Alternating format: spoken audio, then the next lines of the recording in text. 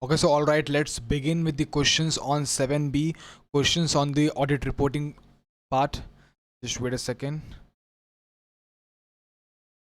Yes, question number 1.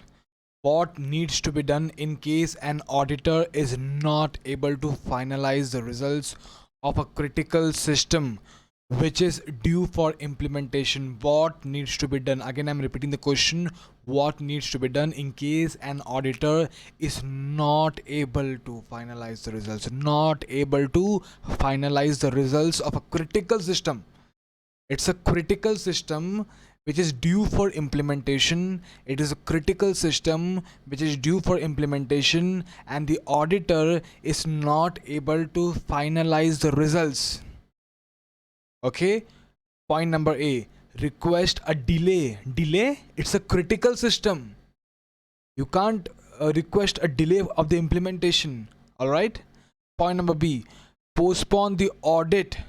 What? How can you postpone the audit? You can't. All right, you are supposed to, first of all, it's a critical system and due for implementation.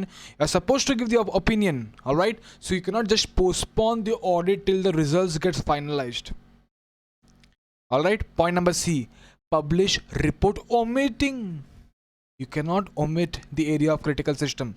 You are supposed to report. You cannot postpone the audit. You cannot postpone the implementation. You cannot postpone the implementation. You cannot postpone the audit, and you cannot even omit the audit reporting aspect. All right, you are supposed to report on the critical system. So the correct option is point number D, publish a report based on whatever information you are having. All right, publish a report based on the whatever available information, highlighting the potential security weakness and the requirements for a follow-up audit testing. Okay, so you can publish a report saying that, okay, based on these available information at present I am providing you with the opinion, but there is a requirement for follow-up audit in the future. All right, so the correct option over here is point number D. Very easy question.